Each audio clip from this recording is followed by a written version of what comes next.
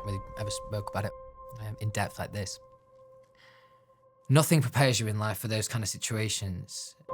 But I felt like I'd failed at the time. That's the truth. And it's still something that I'm unpacking still, to be honest. Louis, we spoke to your sister, Lottie, about this. Would you like to see it?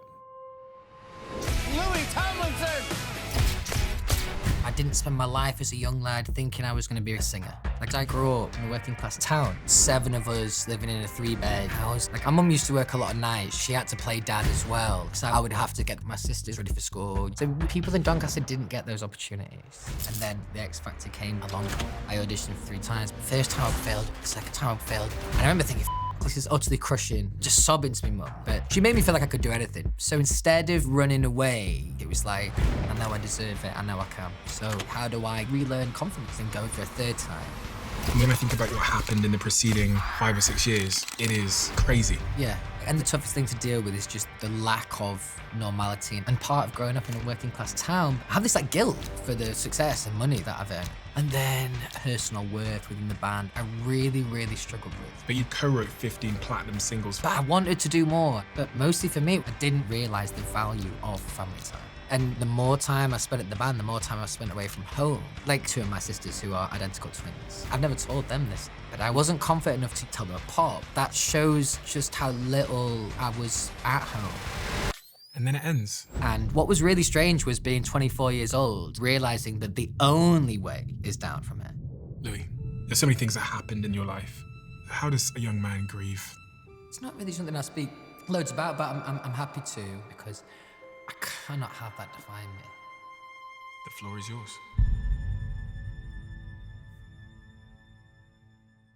I see messages all the time in the comments section that some of you didn't realise you didn't subscribe. So if you could do me a favour and double check if you're a subscriber to this channel, that would be tremendously appreciated. It's the free thing that anybody that watches this show frequently can do to help us here, to keep everything going in this show in the trajectory it's on. So please do double check if you subscribed. And thank you so much, because in a strange way, you're part of our history and you're on this journey with us. And I appreciate you for that. So yeah, thank you.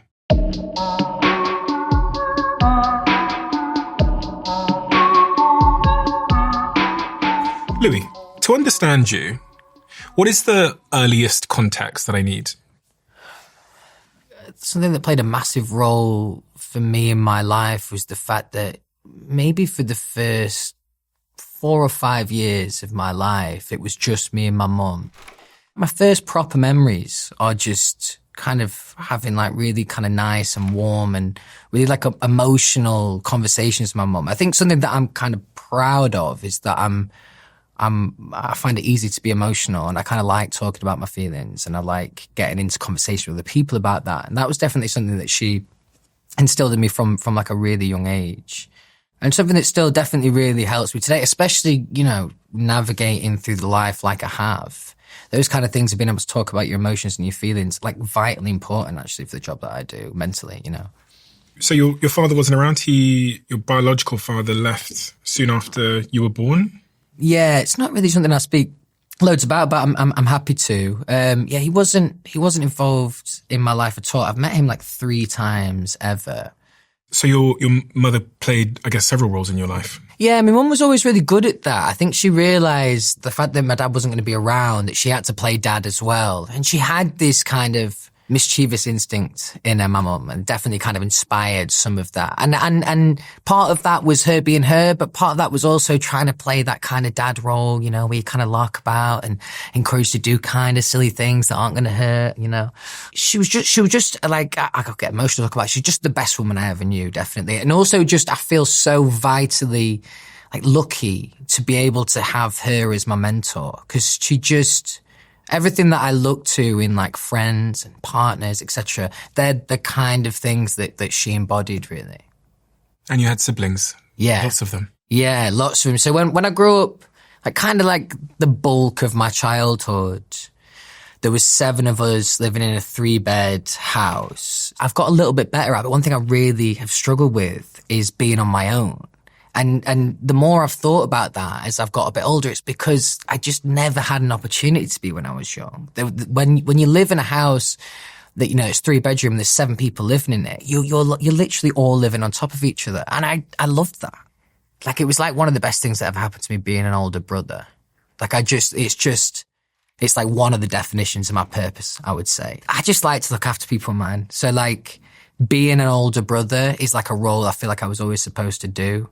And then I think even, you know, as we move through life and a couple of things got more challenging, that role has become more prevalent, definitely. I was fortunate enough to speak to quite a few people that have known you over the years. I heard that was cool. That was cool. Yeah, and I was just listening to some of the recordings of those conversations, like Nizam. Yeah. He's your childhood best friend. Mm-hmm, yeah. Cal, who's your photographer and videographer. Yeah, love Cal. Throughout the years. And Lottie, who's your youngest sister, 6 years younger. Mm-hmm. And it's interesting that one of the things they all came back to is that you really haven't changed. I appreciate that. I give me goosebumps. I like, but that's what they said. Like your best friend from childhood said that's one of the most remarkable things, that you're still made out of the same stuff and you've never turned around and thought you were anything more than you were back then when he knew you. And that's one thing I love about him, you know, as a friend. I'd never say this to his face, but, you know, he's a real guy. Like, you know, he's never turned around to us and ever said, oh, I'm this big shot now, or that ego, you know, that's never played, and he's never been embarrassed of us. You know, he's a real guy. It's at least 50% conscious that, or at least it started out as that idea. Because I think when you enter a crazy situation and One Direction being like the pinnacle of that idea, there's people around you that all of a sudden feel that used to feel really, really similar, and all of a sudden they feel really different. I'm not talking about day-to-day conversation, but I'm talking about stuff that we can relate to, problems that I might have had that I might, you know, talk to them about. And I think that's quite an alienating feeling. So instead of kind of just submitting, I've always resisted that. It's been really important to me. And those kind of things, you know, hearing that and hearing other people say that about me, that does make me really proud, because there's definitely, you know, it's definitely a lifestyle that can kind of sweep you away. But I think the other side of that and getting swept away, I don't really like the idea of what that might look like. And I think you need people around you that are going to tell you if you're being a dick, like vitally important in this job, definitely. And those things, I think when you're surrounded, you know, like a lot of successful people are, when you're surrounded only by success, it breeds a funny kind of narrative. To be respected from people in Doncaster like that means a lot to me, definitely. So that's why, another reason why, you know, I wouldn't drive through the streets of Doncaster in a fucking Ferrari or whatever. And you went to school in Doncaster, Hayfields? Yeah, Hayfields, where I did most of my time, and then I failed my A-levels and then went somewhere else for a year. You failed your A-levels? I failed my A-levels, yes. That was the first time I'd ever got a real bollocking off my mum. A real dressing down. Because she was really, really fair. But there was something that she was kind of strict on with schoolwork. And I remember getting in the car and she said, "You fucked your life up." And she never swore. She never swore. And I remember, I got goosebumps thinking about it there. I remember thinking, maybe I need to do something with my life. At 15 years old, 15, 16 years old, you joined a drama group. And I was watching actually just before you arrived. At 17 years old, you got the lead role in Grease.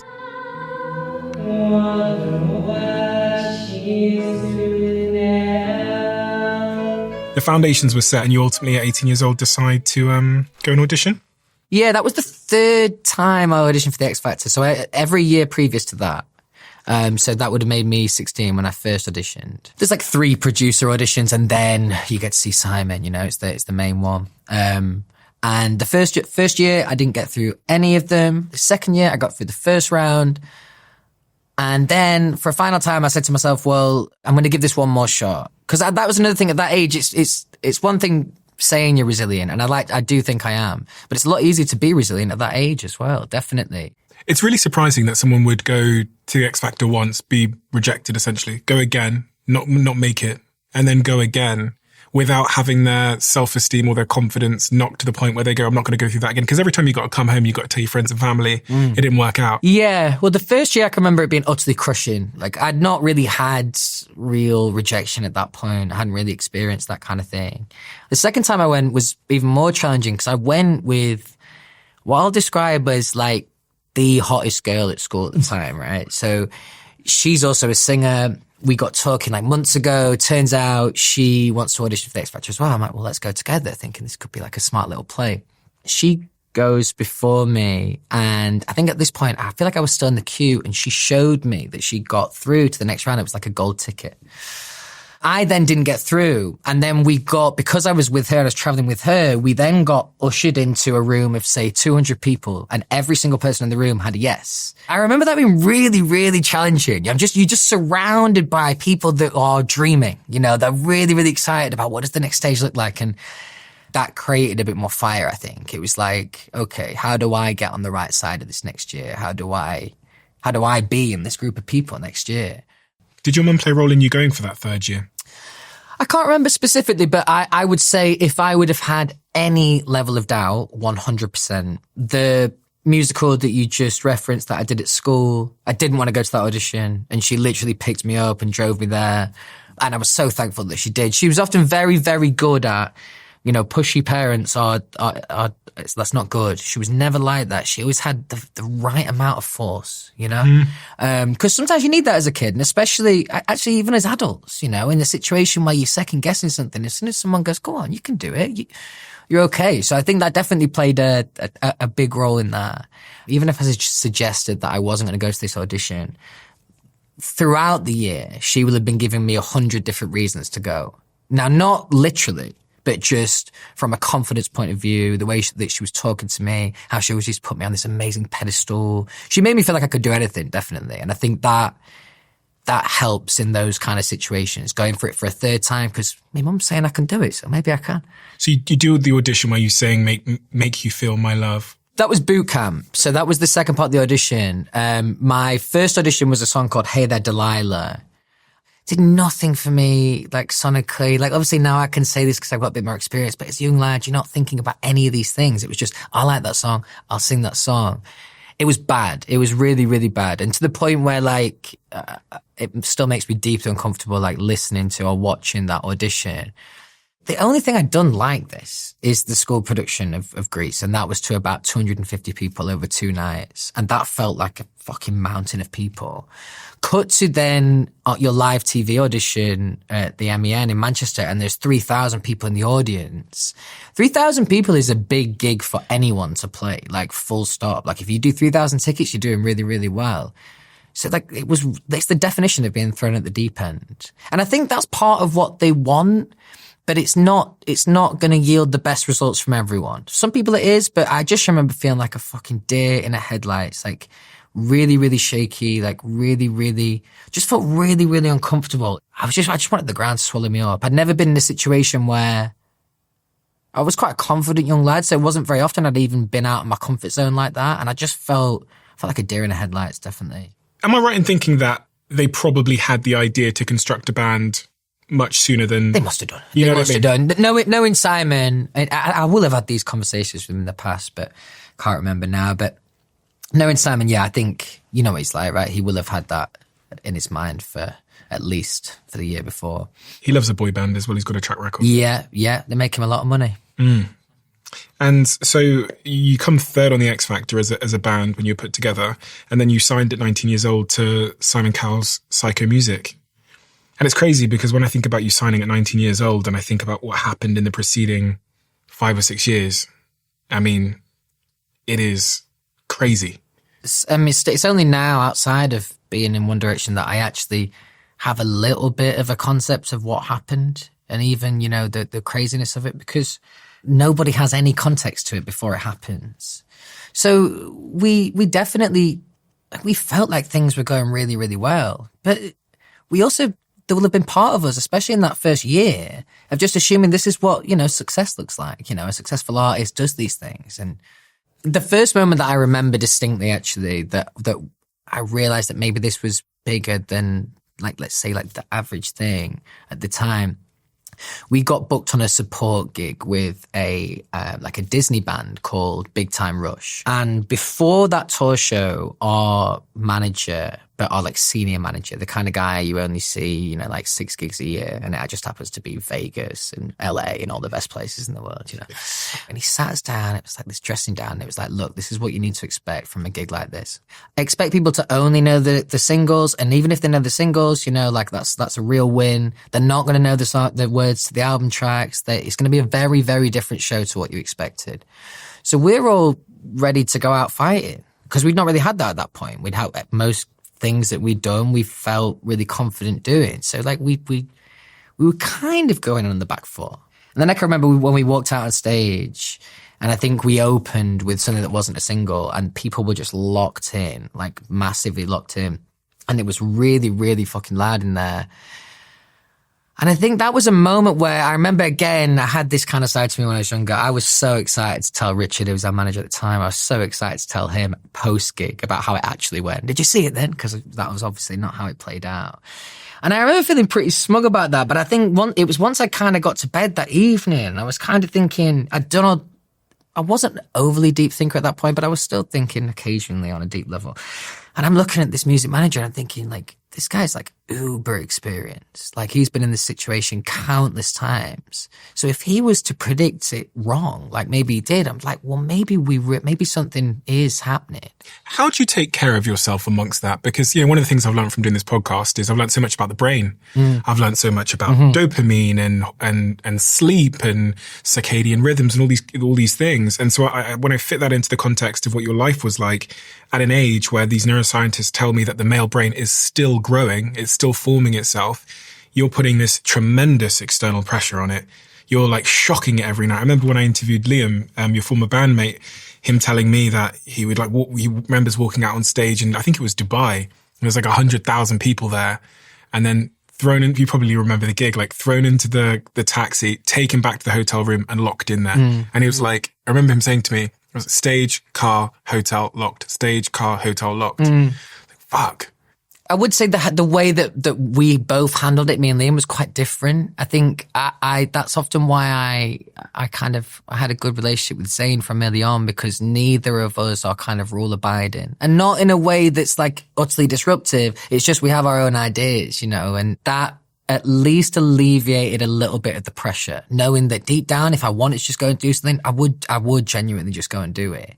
Whereas I think Liam and the other boys, actually, to a degree, there was an element of a little bit of fear, I think, and also Liam had, he'd worked so hard from the age of 14 to get there. Liam's journey was a lot different to mine. I just felt like a happy-go-lucky guy who won the lottery, like, whereas Liam was very, very precise and deliberate, and he'd got there for all his hard work. So I think we also came from a slightly different point of view. Another benefit that I had during that time, and I still have, is I'm not a dweller. Like, I'm an overthinker for sure, but I wouldn't say like I'm a dweller. So I wouldn't use this phrase with me very often, but like there's definitely an element of ignorance is bliss during that whole time. I find it so fascinating that you talk about this idea of you having the minerals or the personality where you would push back against the system a little bit. Because when I spoke to your former cameraman and videographer, he said that you were the one in the group that stood up against the label. So you'd be the one to turn around to the record label and say, we need a day off. And it's interesting again, because I was, one of the things I learned from doing this podcast is this idea of like learned helplessness and control and autonomy. Basically, TLDR is, it says that people who feel like they have control have much better physiological health outcomes. They have less stress, they're more insulated, better psychological states, less anxiety, less depression, because they feel like they're in control of the situation. So there's this crazy study that I was reading about when I was writing my last book about these rats, where they learn that they can't do anything about the situation, and they basically give up and they become submissive and they stop trying. And I think about this in the context of humans as well. And you're from what your videographer told me, Cam, you were clearly not that. You were clearly someone that would push against Simon Cowell's record label as a young man. Yeah, and that's something, I've had a few conversations with my friends, similar things about this, and I'm not certain where that was like inspired by, because it's brave, right? To stare someone who at the time, at least in pop, was one of the most successful people in the music industry and say, no, you've got it wrong. Here's me, an 18-year-old with no experience, telling you've got it wrong. I think what gave me confidence in those ideas is, even if it wasn't a collective voice, even if it was just my voice delivering the message, it was always with collective intention. It would always be for the good of all of us. Making those decisions now on my own, they're not quite as easy. There's a lot of different kind of things at play, but and again, it kind of comes from that big brother kind of role again. I was the oldest in the band.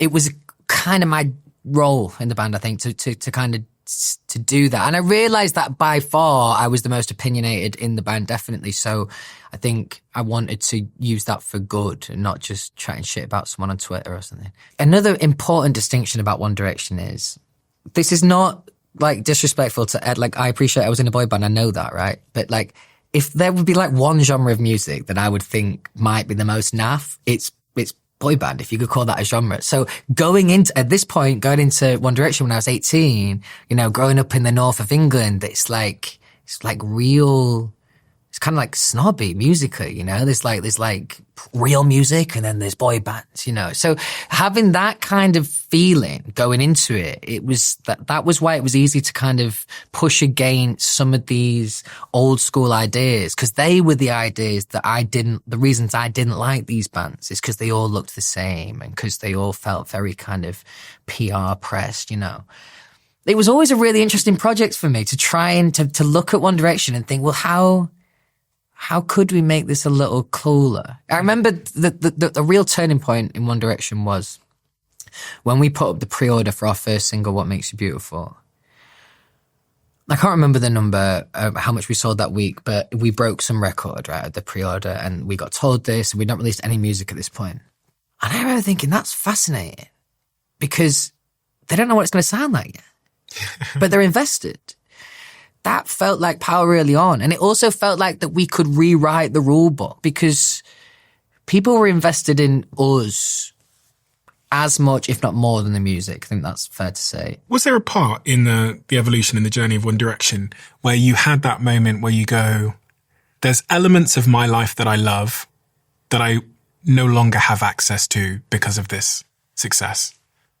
I would say that it's more gradual than that, really. You know, you start to lose some of your own independence to a degree. And then I think also the age I was, right? So like I was 18 when I first joined the band. And I always say this, that year of my life before I auditioned for the X Factor, at least up to those 18 years, was the best year of my life. You know, you've got independence at that point. I was driving. You could go out. Like, it was so fascinating socially. There's always something to do.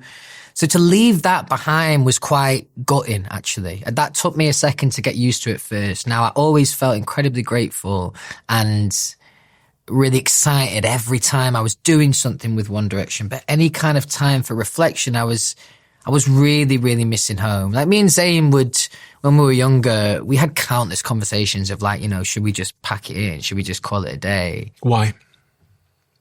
Because you feel alienated. You've got, you are living this lifestyle that, and there's a million different reasons, right? But like the fame thing's really difficult. And mostly for me, it was about being alienated. And I can't, like any of my life experience was now not so relevant to some of my friends, you know. And I think that also I think this is part of growing up in a working class town, but I have this like guilt for the success and money that I've earned as well. And I think that also is kind of part of the same thing. I think it's kind of like two different things. The fame thing, I'll never be okay with. Like, if I, like, of course every artist says this, but if I could just do the music, you know, that would be amazing. That would be amazing. I suppose I could on a lower level, but I wouldn't get the same rush that I do. I think it's almost, it's almost everything else that comes with that. It's interesting when someone says they felt isolated, which is something I've had a lot from people who've had great public success where they've got a big fan base, because we think of like isolation as not being around people. But I guess isolation in the context you describe it is more about connecting to people, relatability. Yeah, but it's also like the metaphor would be like, what's that really famous crossing in Japan? If you took a drone shot and you pulled right out from that and you would just become a little dot amongst the noise. Sometimes that's kind of how it feels. Because also it's not the real world. You know, the even in the way that people perceive you is not the real world. The first moment that One Direction got, the first big pay packet was a merchandise deal that we got, and we always did really good merch. How old were you? 19. That was the first kind of moment where I felt really, really excited. And so I rang my mum straight away and, told her about it like I always would. And she was really excited for me. And obviously, she's just proud. That's it. And then I remembered the feeling of, but who else do I tell now? Because, like, do I call up Nizam and tell him? Well, he'll be into that and he'll be really proud of me. But bear in mind, he's just seen me on the X Factor. And this is another thing I realized about people is they think if you're successful, then everything is just, successful and that's how it goes. So I think, if I didn't call Nizam, but if I had called him, he probably would have been really nice. But in his head, would have shrugged his shoulders like, well, obviously, things are going really well for you. So I think there's definitely a lack of like understanding there, rightly so. There's also a guilt, especially at that age. People, like, life's really, really expensive at that age. People are like up to their eyes in student loans. It was only about 2 years ago that I put all the plaques up on my wall at home and my awards, like the Brit Awards and stuff that I got in the past from the band. They still annoy me even now in my lounge.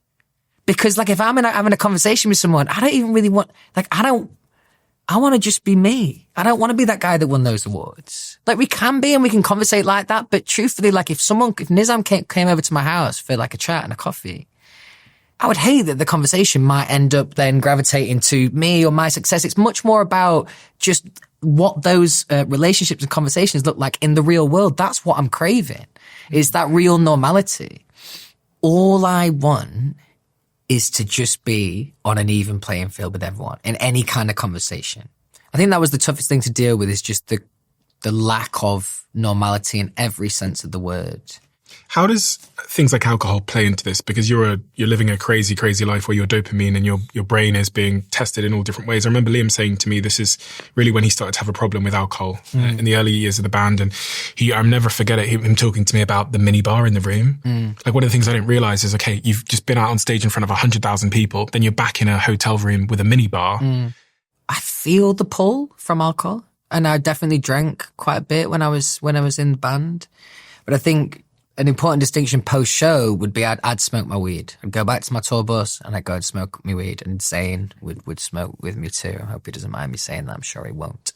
And that was great. And actually, like, people do things for different reasons, and that was my vice. That was my choice. Now, the reason why that kind of suited my brain at that time was I've just had all this noise in my head. I've just had this crazy experience on stage, and that's the noise that you kind of need to quiet down sometimes. So what we would do is we'd get back on the tour bus, we'd play Call of Duty Zombies, we'd smoke our weed, and like that's all we'd think about, and that's all we'd do. And then we'd get into cliche stoner chats of deep conversation, probably UFOs, all that kind of shit.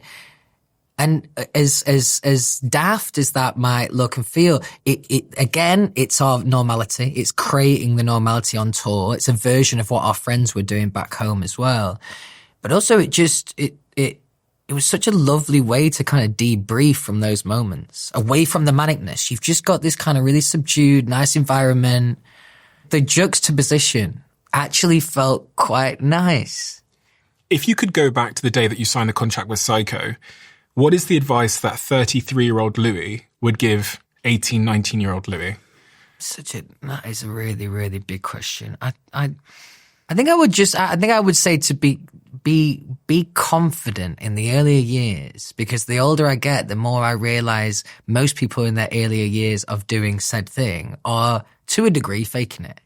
And I think for a long time, I was just thinking, well, I didn't spend my life as a young lad thinking I was going to be a singer, so I'm playing catch up and all those things. And listen, there's another thing I'm more than comfortable enough to say.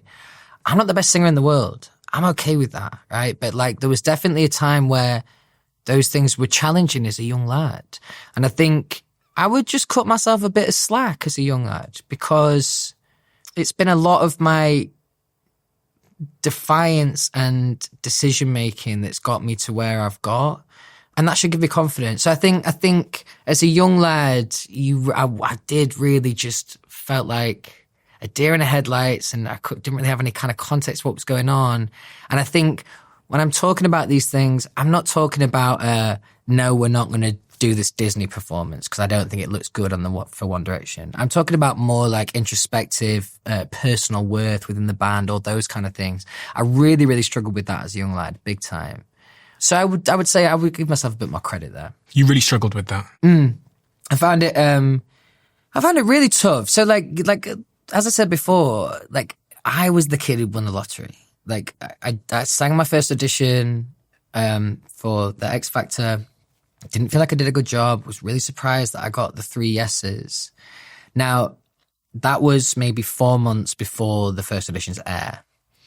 So I've told everyone at this point, obviously. I'm in a band, I'm on the X Factor, and I have told anyone that will listen, like everyone. And actually neither me nor Niall got any TV time on our audition. So the irony is we get put in this band, but people have no idea we are. Like there's no context for the viewers to actually see this and actually really care. I felt like I was playing catch up from that moment in. I remember this like really like real naff typical X Factor thing. We went filming for the judges' houses, which is the stage. You have the auditions, then boot camp, judges' houses, live shows. And we went filming for judges' houses. And I was already questioning. I wasn't really singing at all. I had not had like any individual thing to sing. It was all like harmony stuff.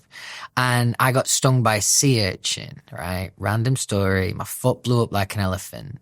And we had to film all this, you know what X Factor's like, right? We had to film all this jeopardy. This like, how will the boys audition without Louis? It was awful. It was awful because there was no credibility to that statement. The boys could have auditioned straight away. At that point, I was doing a lower harmony, and I would be shocked if anyone could even hear me in the mix at that point. So that was really challenging where, you know, I'm already starting to feel those things, and then you get something like that that's quite literal, and they're trying to sell this jeopardy. And I remember thinking, I wanted to do more. I just didn't know how to do that. Again, there's no context. I thought I was a good singer before I went on the X Factor. Then I get through the audition. They put me through. I'm like, okay, well, I must be all right. Then they don't show the TV audition. You're like, oh, maybe that's like a personality thing. Or I don't know, maybe it is my voice. And there's a lot of, especially as a young lad in this situation, there's a lot of unanswered questions. Did you ever ask those questions? Did I ever ask him why I was in that band? No, I would love to though. I would have loved to. But do you know why I would never with him? Simon Simon was always very brilliant at making me feel, like worthy in the band. But as you said before, like I was often a voice between the band and the label. He was the label. Well, you put me on side and that's a smart move, isn't it? One thing he would always do, Stephen, is he would always say my name. Now, when you're a 19-year-old lad and Simon Cowell says, do you know what the thing is about that idea, Louis? You are empowered. Now, we like people using our names. Now imagine that's Simon Cowell and you're 19 years old. There is a spell that comes with that, and there's a power that comes with that. And I think for a long time, I kind of fell for all those kind of ideas. Now, I think Simon, again, is an interesting person. He is a brilliant businessman. Now, I learned a lot from him. I still deeply respect him. And I was in awe of him as a young lad. I loved to be around him. I loved to listen to him make decisions and all of that. And I thought he was definitely brilliant at that time. He built me up on a pedestal to the point where I thought that it would actually have a real world meaning, not just a thanks darling kind of vibe. When did you realize that it didn't? When I joined Psycho on my own. So this is after the band. So the band split up, and now I didn't have my pick of record labels. It was never like that. But even if I could have had 10 offers on the table. Let's just assume they're all the same money. I would have picked Simon always, because, like, again, a little bit like the north of England, loyalty is like a really important currency. It really is in these kind of, working class places. It's really, really vital. And I think, like, for me, that always meant a lot to me. So I thought, well, I'd heard that some of the other boys were thinking about going to other labels, they were right to. And I found out I was the only one that was going to stay with them. And that just motivated me more. So all the other boys went and joined different record labels, some of them not even within labels that were in Sony, which Psycho was part of. I remember thinking, oh, wow, this is like, it's amazing for me actually that all the boys have done that. Because, like, look how good this makes me look to Simon. I look really loyal and like, some of it was like deliberate, but mostly that's just how I am as a person. Like, I would rather just keep the happy family kind of vibe. That suits me. One of the things people don't talk about is the impact that your success has on everyone else back in Doncaster, including your mum. I spoke to your sister, Lottie, well, my team did, and I was listening to the recordings, and she said that it was especially hard for your mum because you leave home suddenly at 18 years old, and from everything you've described, you're more than just a kid to her. You were, in some respects, a partner in raising the family. And best mates as well, man. Yeah, definitely. Did she ever speak to you about the impact it had on her, all of that?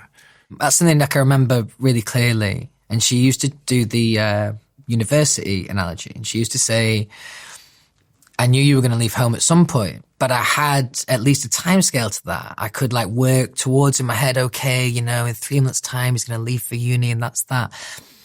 One Direction never happened like that. You know, it all ran away with itself. So I think it felt like we all blinked, and before we knew it, I was no longer living at home. So my mum had no time to even grieve that idea of like, and just for context, I mentioned this I made a film and documentary, and it kind of sums up me and my mum's relationship perfectly. The first person I told when I lost my virginity was my mum. Like as if I was telling like one of my lad mates, and I wasn't telling her for any other reason other than to show off and be like, guess what happened today? and we definitely had that kind of energy together. You know, I always saw her more as a best friend than anything else. And especially because I was her first, she had me when she was 19. We spent the first few years together without a male role model.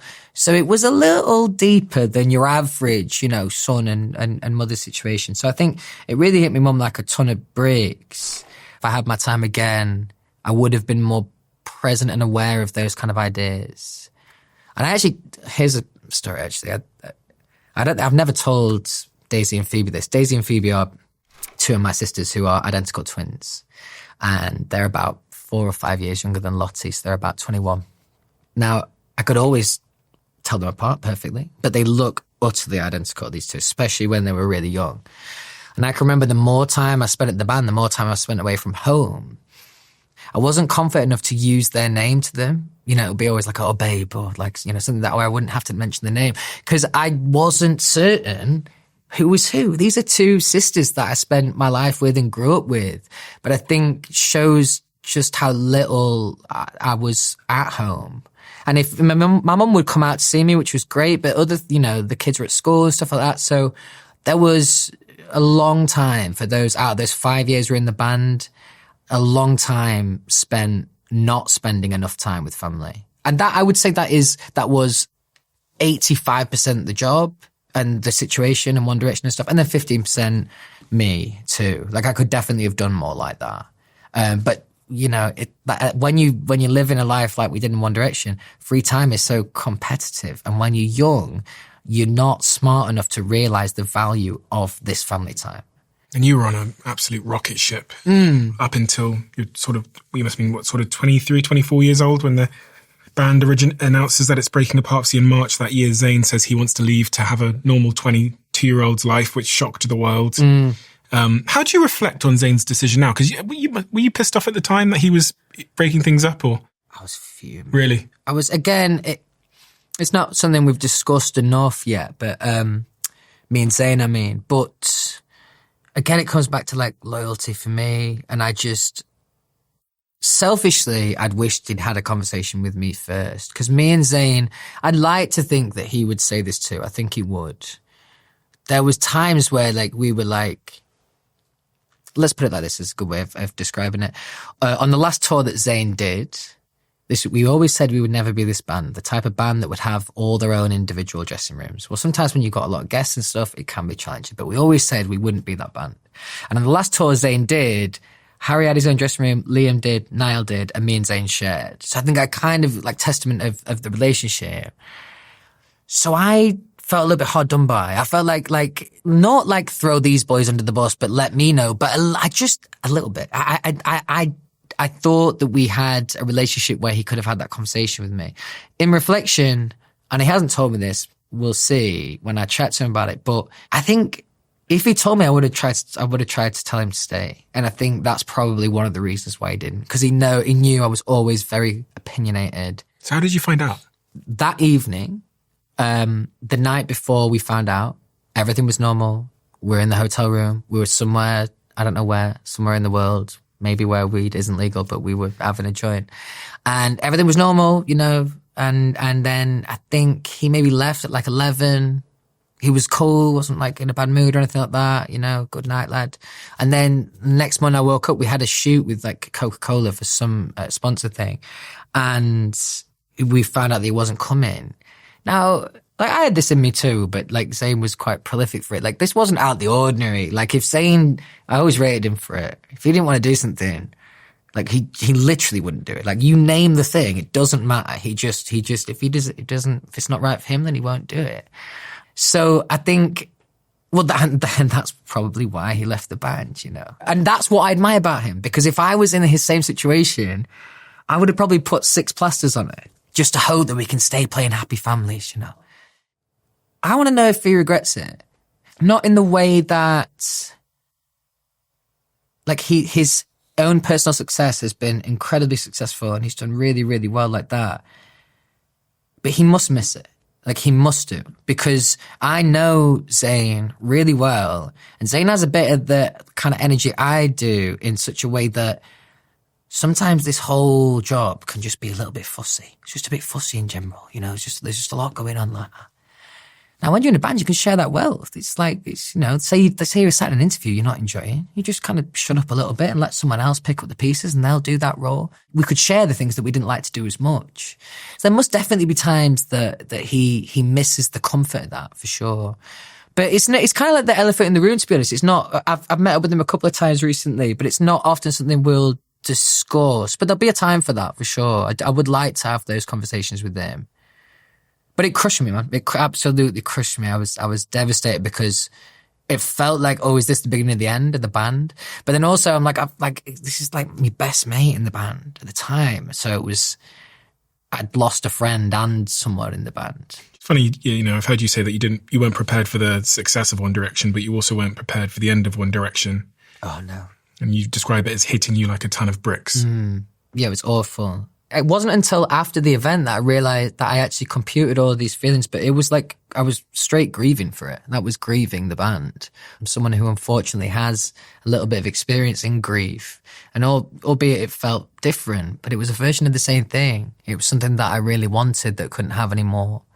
I think like anything like that, you know, like if you're like I'm a glass half full kind of guy. So like I felt the wheels start to turn in motion like that. But you're looking the other way. You're like, no, it's fine. It's not going to play out like that. It's never going to come to that, whatever. And then we had a meeting one day and it did.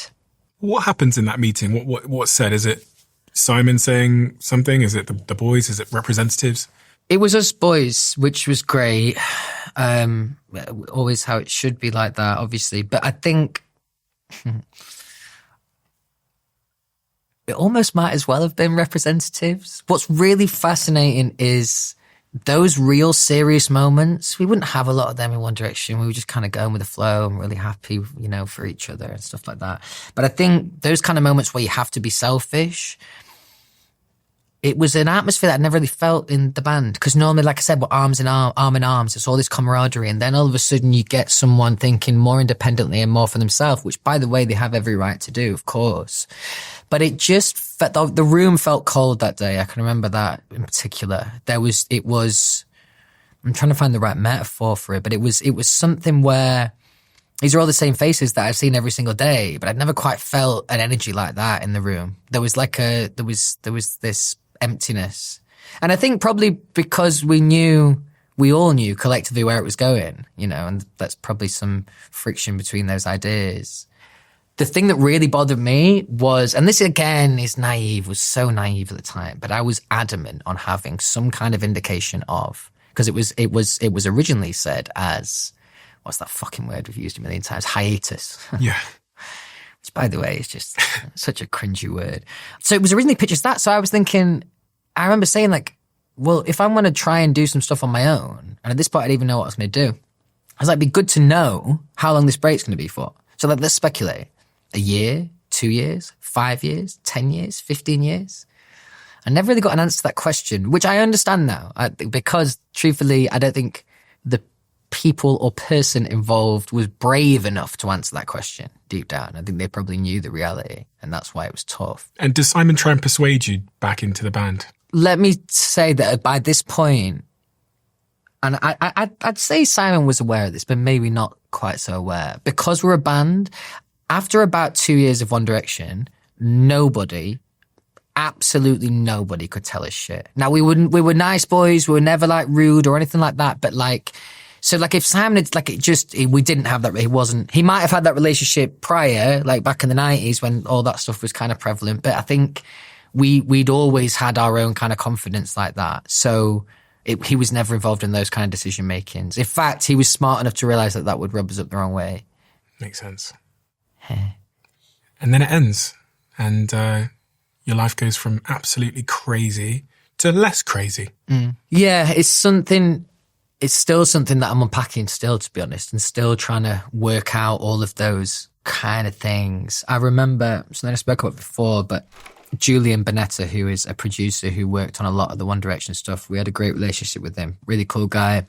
We had this crazy night at, it was like some kind of Billboard Awards in Vegas. Julian, he pulled me aside and he said, and it was like really, it's funny because he's not really like this heavy, but it's a real heavy statement. He'd obviously had a few vodka Red Bulls or something.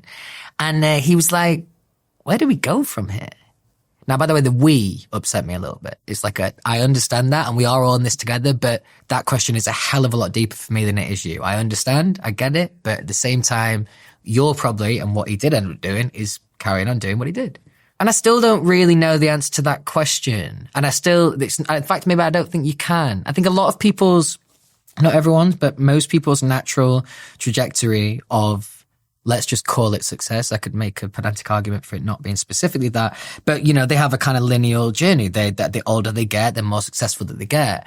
What was really strange was being 24 years old and realizing that the only way is down from here.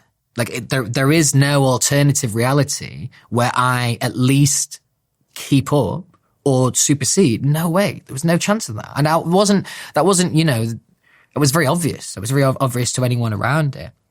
And still is something that is challenging, definitely. Because you've had a look behind the curtain, now some of the things that maybe I had then that I don't have now, I'm not overly pressed for. Like a billboard for the album in LA or here in New York. Like I don't get those kind of opportunities anymore. Do I lose any sleep over it? No, not really. But I think the feeling in general of I have to work really hard to compete at the level I do. Like that is just a fact. Like I just got a #1 record on the last record on Faith in the Future. Never in a million years when I started my solo career did I ever think that I would be getting a #1 record. It's a testament to my fans, testament to the record, the producers, etc. But I've always had to work on my own anyway. I've always felt like I've had to work really, really hard just to kind of keep my head above water.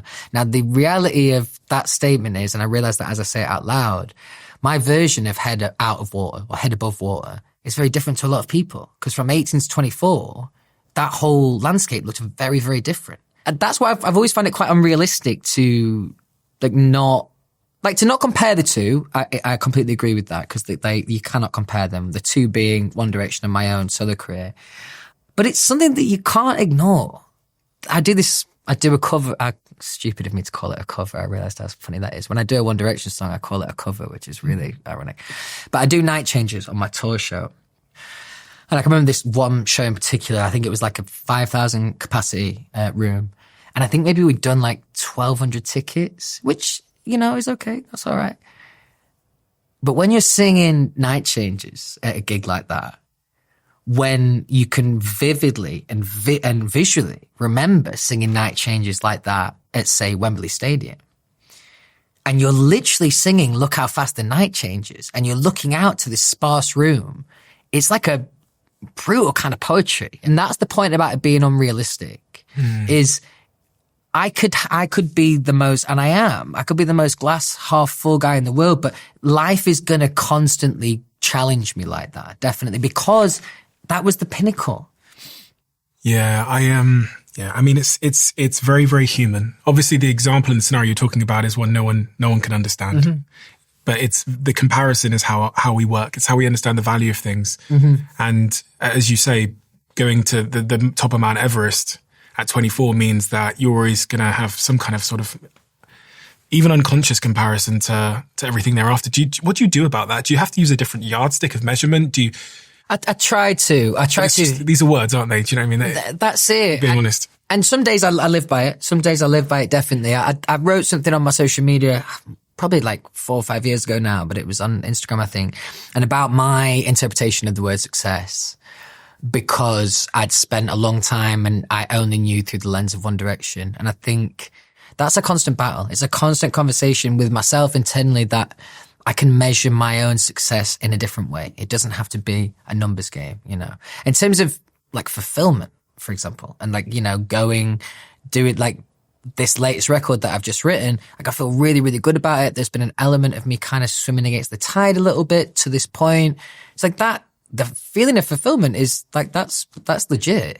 Did you have conversations with your former bandmates about how they were coping with these? Yeah. Is it all different? To be honest, that would only happen me and Liam. Like between the other boys, like not that it's not like emotional, because like it is, and it's definitely deeper than surface level, but it's more. I would struggle to text the other boys as much. Why? I would love to hang out with them in person like that, but there's an element of it feeling, it's just all a bit small talk, you know, like, which is lovely and it's nice to catch up like that. But me and Liam would always speak on a much more deep level because, and I felt bad saying this because I feel arrogant, but I shouldn't. I wanted to look after him, definitely, Liam. Like that was like a role I feel like I was there to play. And like he definitely, you know, often his, the way he would like perceive certain parts of his life, I would be really inspired by. Like he was someone who really brave at times, which like contrary to sometimes what he put out, but really, really brave. Like he would ask anyone anything with a smile. And like, you know, he had a really good way about him like that.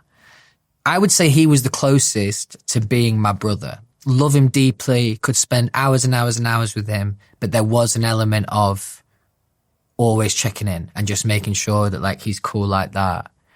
Did you worry about him? Always, yeah. Because I knew he was a little misunderstood, but also, you know, like interestingly, the record when you're starting out as a solo artist, the parallels of people who know themselves made the best records, definitely.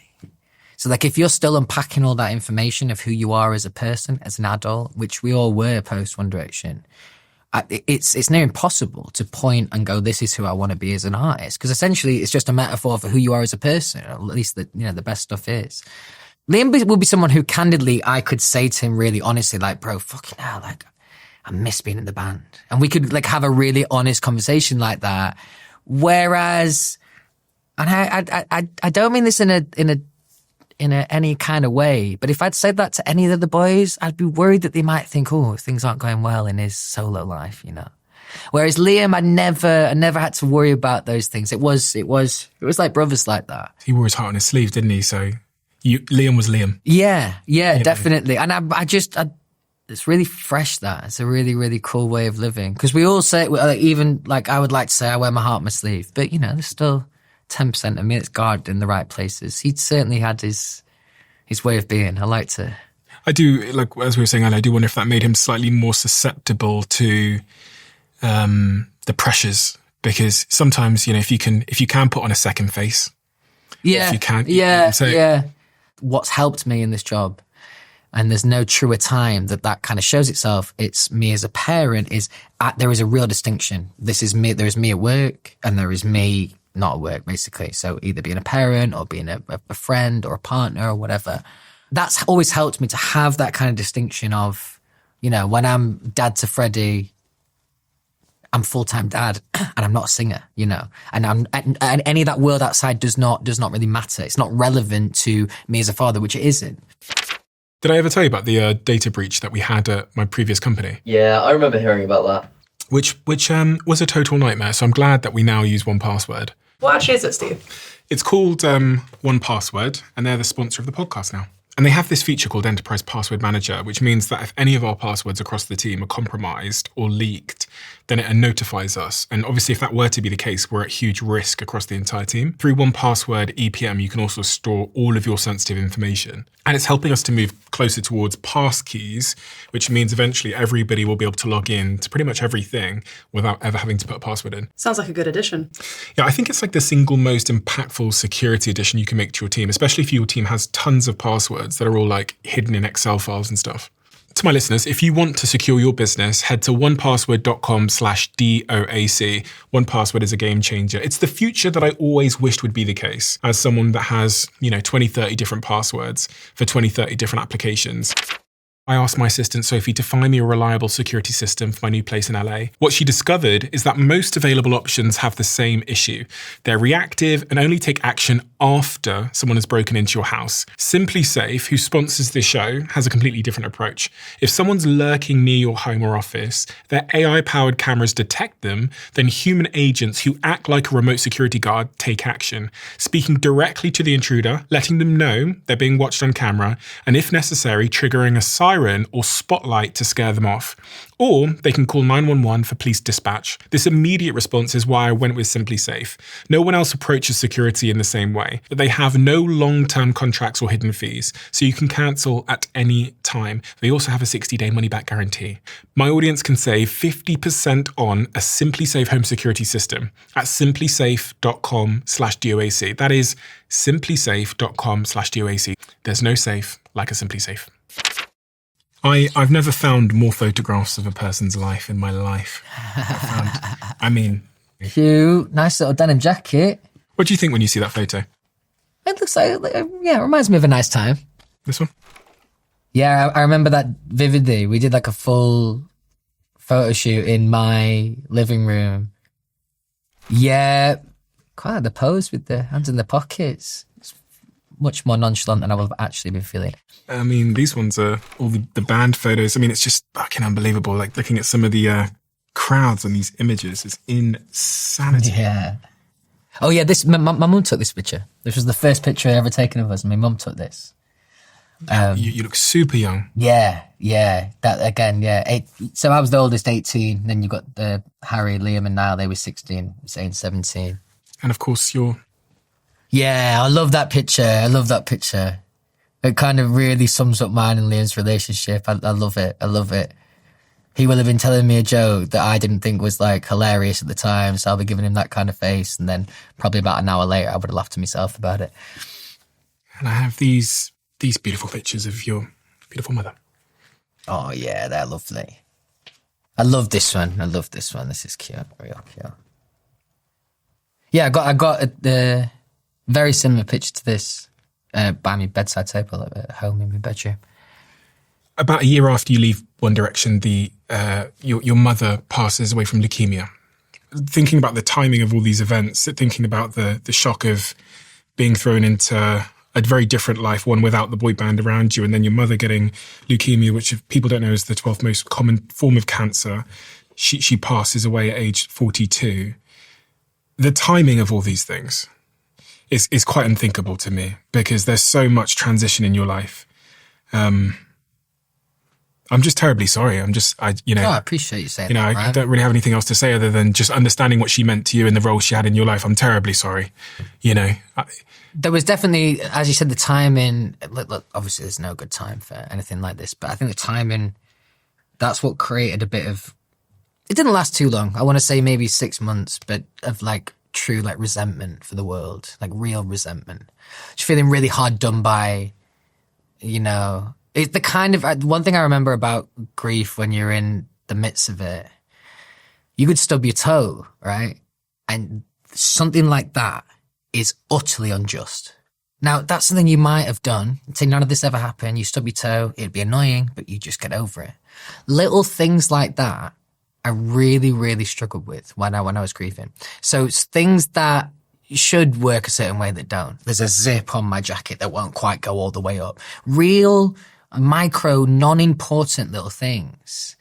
But I think because of the weight of the stuff that had happened, there was a moment in my life, as I said, for about 6 months where it just felt like I couldn't win. And in fact, I could only lose. So that's where even just stubbing your toe, you'd be like, oh, another fucking thing. Now, it sounds stupid to say, but once you're met with when you're met with that kind of mindset of feeling hard done by, the smallest things definitely can amplify that. When did you hear that she was sick? I got friendly with a footballer called Jamie Vardy, and he'd invited me to his wedding. So I was at the wedding, and now it was like the party afterwards, and it was like 10 p.m. At this point, I'd already had quite a few vodka Red Bulls, which was not ideal for the weight of the conversation. My mum called me. I was stood outside. It wouldn't have been out the ordinary for my mum to call me, so I wasn't worried or anything like that. She called me like most days, if not every day. And then she told me, and you know, like what it's like, anything like this in life, when you hear something like that carries any kind of weight, like the first 10 thoughts are either it can't be true, maybe she's got it wrong, maybe the doctors have got it wrong, just all these stages of denial of before actually, even embracing the thought. It wasn't kind of really like me. I didn't even feel like it was like a cry for help at the time, but that night I got absolutely battered. I got really, really drunk. There'll be nights where, and this has been nights in the past where I'll have a little bit too much to drink, more from not knowing my limit. But in this kind of situation, it's not something I ever really used drink for, to be honest. But I felt the only way just to completely escape that moment at that night. What I found really challenging during even that first conversation with her about it was, I still wanted to inspire hope. I still wanted to, because she was really hopeful, and she was like, so I was trying to have this genuine worry that any son would, but I also was trying to shield a bit of my mum from that. I didn't want her to, feel like she'd upset me, or, even though obviously it wasn't her choice. But I can remember that idea of really trying to, I would be real with my mum about how I was feeling, but there were times when I wouldn't be, because I wouldn't want her to feel guilty. So she told you over the phone that she'd had a diagnosis? Yes, yeah, she told me that she had leukemia. My first answer was, I don't know where, again, this is just like the definition of denial. My first answer, word for word, was, oh, that's the good one to get though, right? Meaning that has the most survival rate. And bless her, she has to be like, no, not really. And how long was it from that phone call till her passing? I have no idea. I could not. My guess would be 18 months. I think it might have been quicker than that. The anniversary of her death, I get texts all the time. And whenever the anniversary is, and someone will say, thinking of you today. And it's only at that point that I know that that's the day. Because it's deleted from my brain. She passes. Because you don't have your biological father isn't around, you're very much at that point, you're in some respects, you're the father of lots of siblings, because you're your big brother. You went out on stage 3 days after her death for an X Factor performance. From what I understand from Lottie, she very much pushed you to do that before she passed away and told you that you needed to do that performance. I'll never forget the X Factor final performance that he did with Steve Aoki when my mum had only passed away like a couple of days before, which I still can't believe he even, had the strength to do. But my mum was just so proud of him, and especially him starting his solo career. Even in her final days, she was like, if I don't make it, I still want you to do this performance. And when she did pass, we were like, there's no way, no one would have expected him to do it, but he wanted to do it for her. And I knew exactly what that was. I knew why she was telling me. She was telling me because she would have hated something that had happened to her affect my career and my life as a person. I would do it again for her. I don't think I'll ever have a more challenging time in my life than those 3.5 minutes on stage. I did it only for her. I didn't, it's not something I look back on and go, I'm really proud. I am proud that I did that, but that you almost say those kind of things when you want to do something, right? I'm really proud that I did that. It felt like it was taken out of my hands. I didn't want her to have that guilt But it was the last thing in the world I wanted to do. Like, obviously, like it was horrible. And also the song was called Just Hold On. It's weird how empowering those moments are. I can sit here now and comfortably say that the chances of my life being as dark as it was in those 3 minutes alone, like, I would be desperately unlucky to ever be in a situation like that again, where I was so young. I was in a situation where, as you said, all the timing was, and then I felt like I'd, been encouraged to go on stage, but it wasn't really something that I wanted to do. It puts everything into perspective. So like nothing's going to get as hard as that. So I think there's times where my job will weigh me down, even like today, not today, but I mean, in this current head. And it's just it helps me remember and helps me put things into perspective that, just because a radio station isn't playing my single, that hurts 0.00001% and the same as something like that. So I think because I was so challenged emotionally and I survived the experience, it's given me a weird kind of confidence, to be honest. It's just knowing that life probably won't get that dark again. You sometimes don't realize the role that your parents were playing until they're not around. That they were almost this sort of tectonic plate underneath everything. Was that a realization at that point? Big time.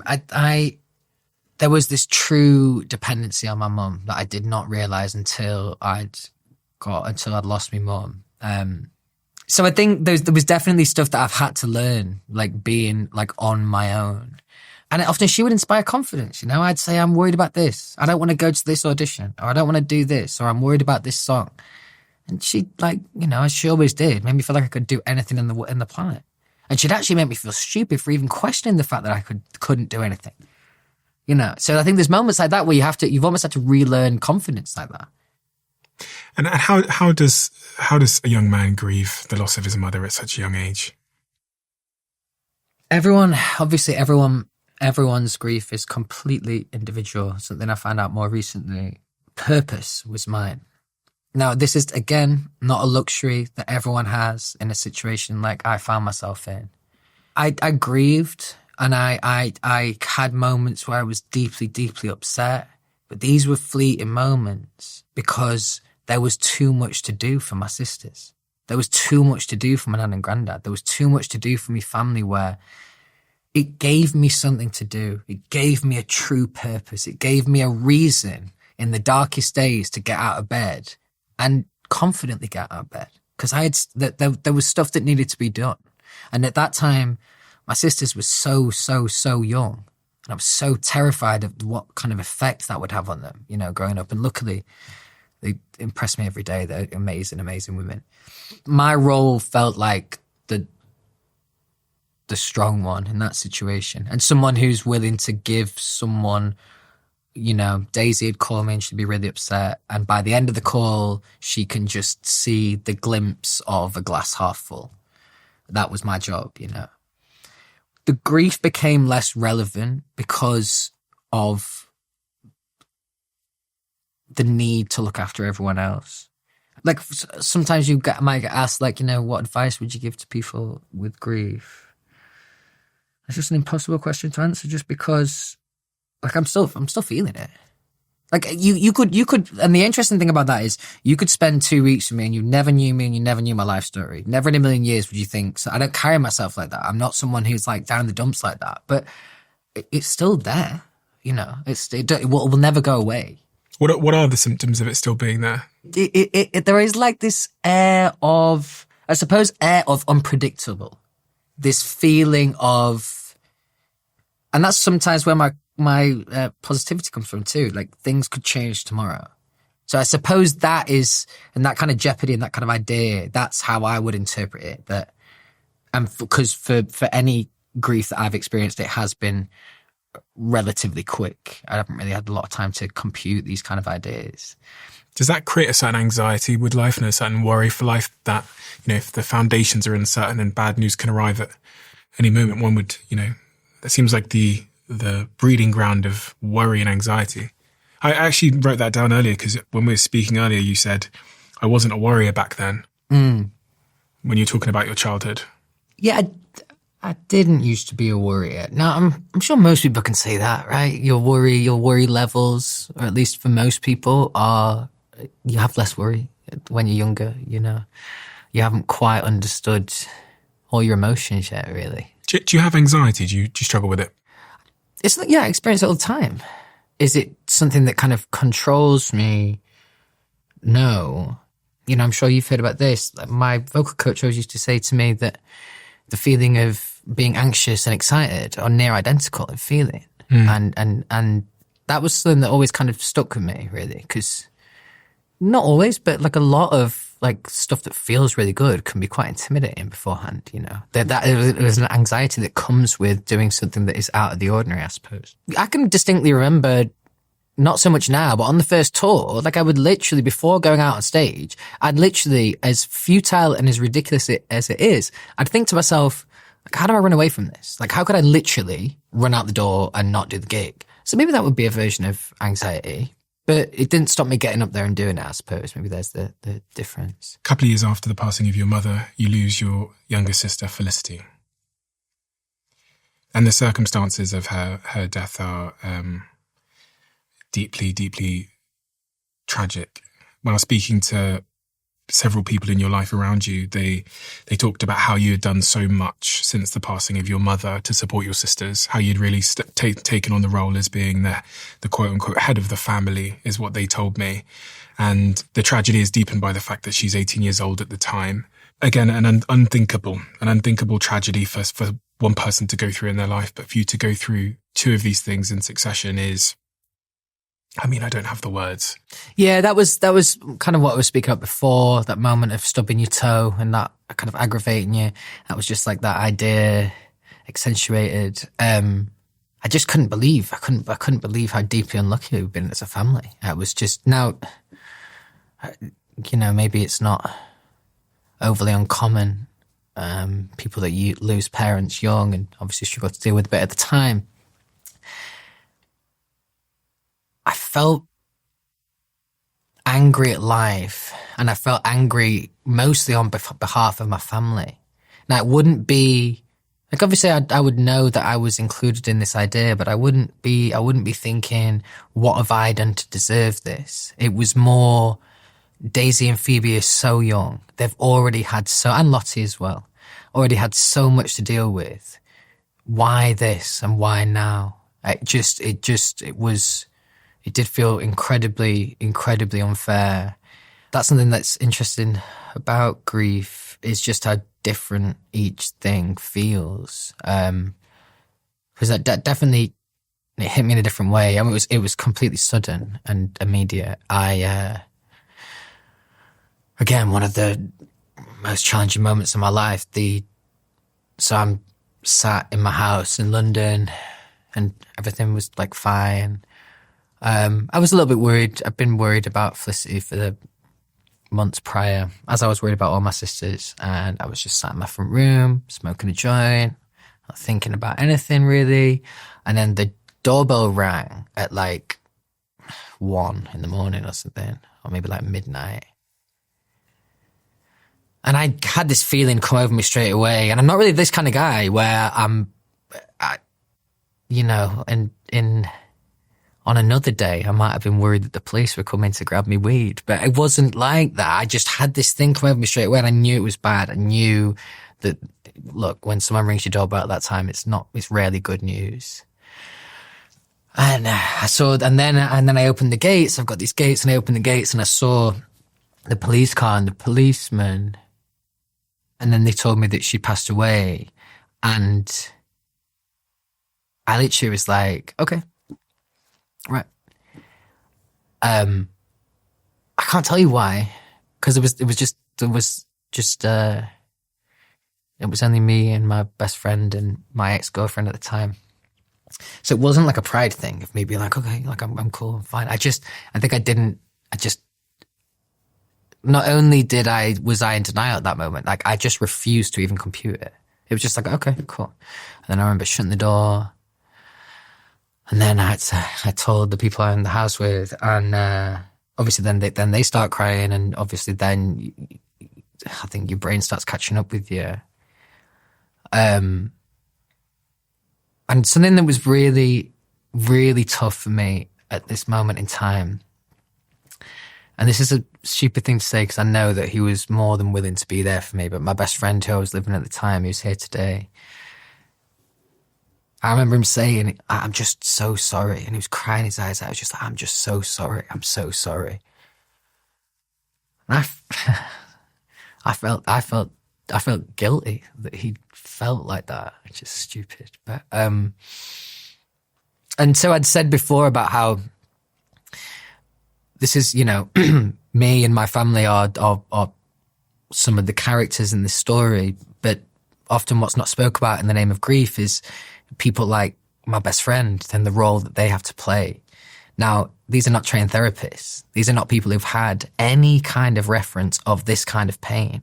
And all you're doing as a best friend there is actually demanding or just praying, hoping that they give you something in return that will not change the reality, but just, be there for you or whatever. And that, nothing prepares you in life for those kind of situations. That's something that I will forever, ever be in debt to him for. Because, yes, this is an unfathomable, it's a really impossible situation for me and my family to have found ourselves in.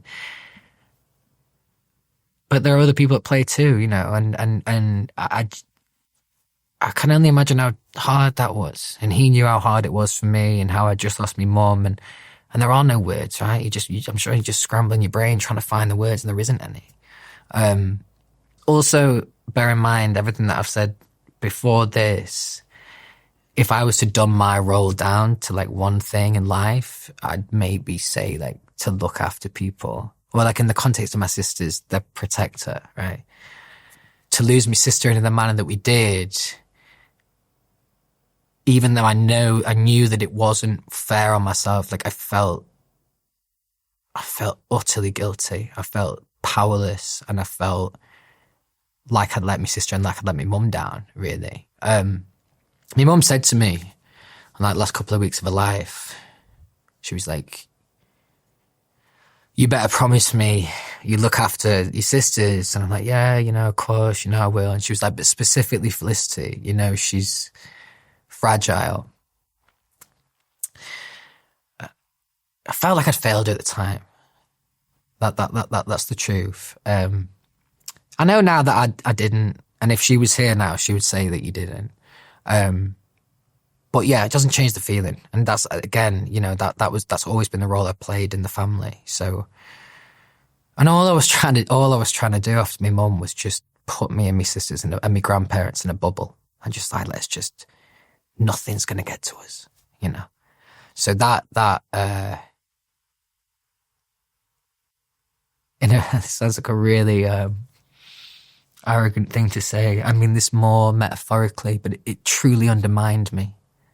It undermined all the hope that I'd had, all these kind of ideas that I was instilling post a life without our mum.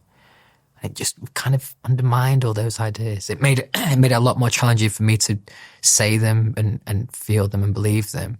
But it's the same with my sisters, So it just made everything obviously infinitely more difficult. The only thing I'm thankful is that my mum wasn't around to see that, because that would have been horrible for her. But I actually learnt this from being around Liam. When someone is struggling with their own demons per se, unless you've been around someone who's really struggling, you probably don't understand how helpless it often feels. And in hindsight, it's, someone that's not been in those situations thinks, well, you just go over there and you sit with them and have dinner and then you fix it, you just stay. But actually the reality of helping someone who's struggling is they often do things in private and in secretly. You referenced, you knew that Felicity was struggling with something. Was that the passing of your mother that she was struggling with, or was it life generally? I think it was a bit of both. I think obviously mum passing definitely amplified any of those things. But I think with Felicity, she was one of these people that she was uber intelligent from a young age, really, really, really intelligent, which is ironic because I'd say we're a relatively smart family, but she was like in her own league. Really, really intelligent woman. And I think that brought its own like social frustration for her. Definitely, you know, you hear these people that are like intelligent from a young age. She would always have felt like she was on the outside looking in, but only because of like her intellect, really. And, you know, that's tough for kids when they're younger. Definitely. It's not something I can personally relate to, but I can imagine how that would be really alienating and tough. Felicity was probably the most like me mum. So that also carried its own weight because it felt, I'd say Felicity looked the most like my mum as well, like visually. I mean, she's identical. Yeah. It's crazy. You all look like each other, to be honest. Yeah, we do. I used to get that when I was younger. People always used to say how much I look like my mum, and as a young lad, that's not really what you want to hear. But I'm really proud that. Yeah. Yeah, you can see how much I love her there. Bless.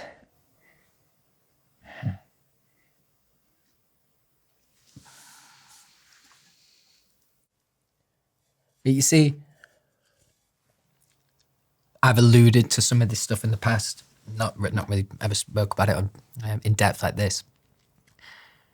And part of the reason for that is, and this is the correct forum and it makes sense, but part of the reason for that is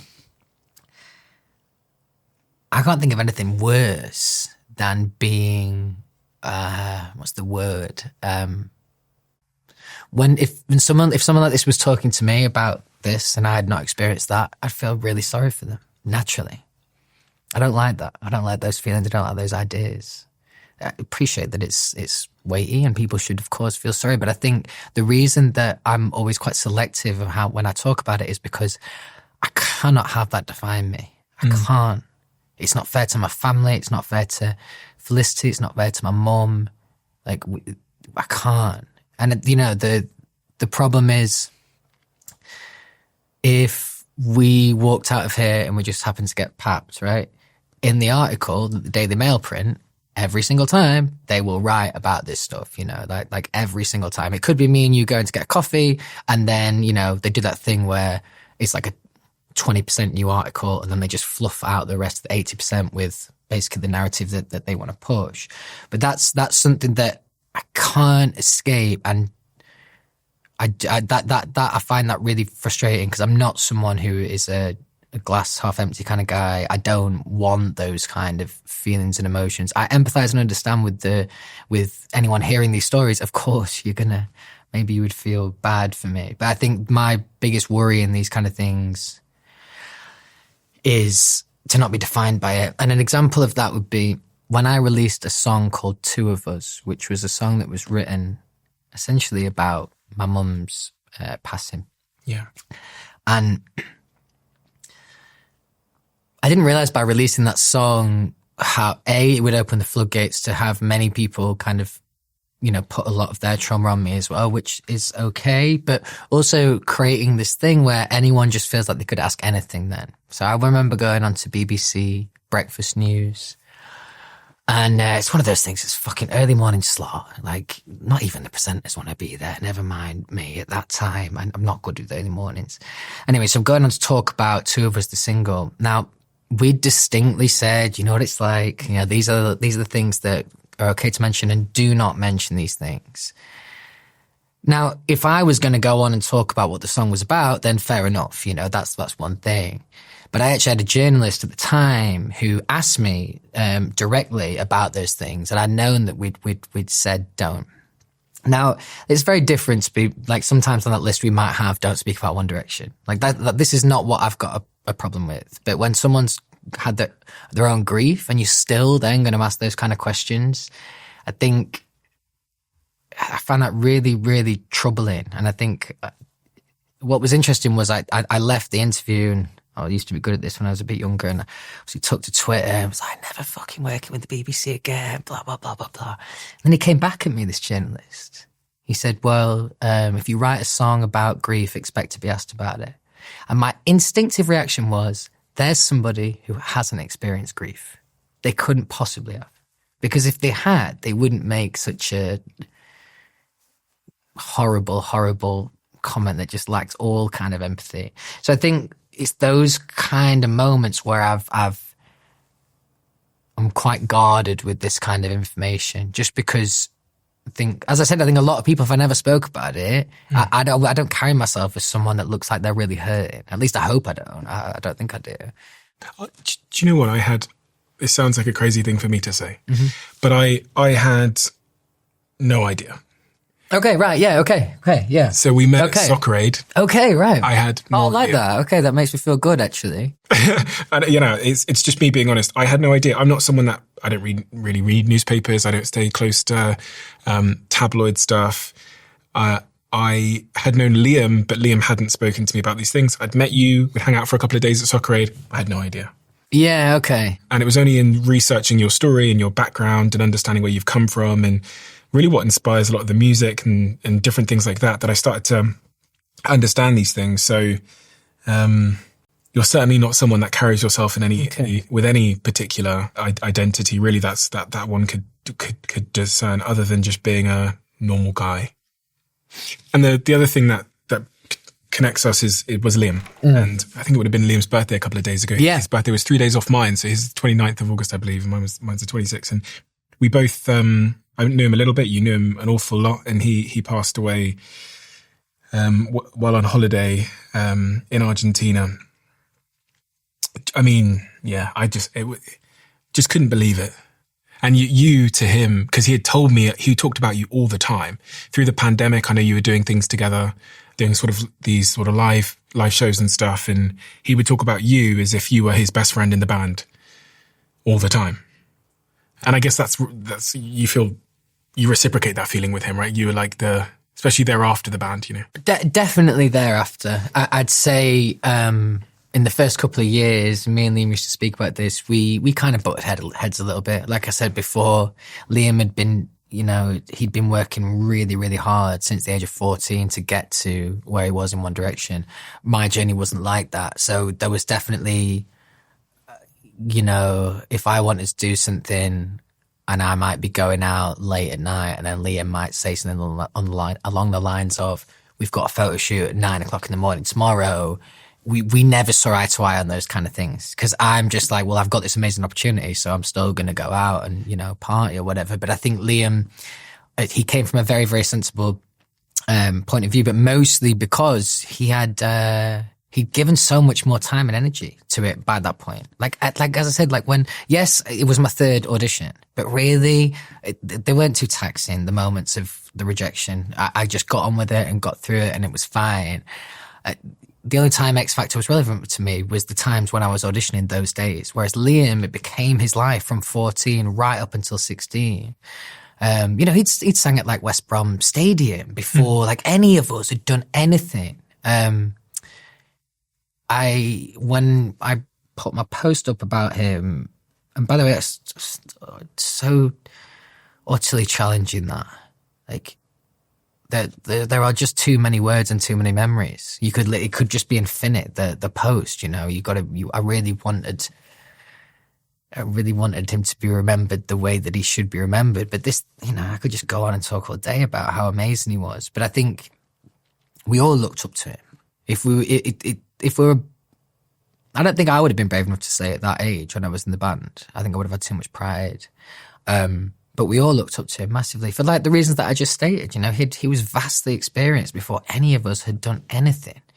He was also the safest pair of hands, in every sense of the word. So vocally, interview, music video, whatever it would be, and he'd be working and doing it. He would always be the safest pair of hands, where maybe if me and Zayn in the back, either smoking a joint or doing something stupid, Liam would always have his eye on the ball, which ironically created more space for when you've got someone who's willing to pick up the pieces and you've got young lads don't reflect and go, oh, I can see he's picking up a lot of the pieces, I'm going to do a bit more for him. well, no, you just see that. Like, my role in the band might have been to be disruptive and have conversations with record labels and or management or whoever. And that was for me to be disruptive and go against the grain. Liam's role was the opposite, but equally, if not more important, to just keep everything going, you know, and be that safe pair of hands of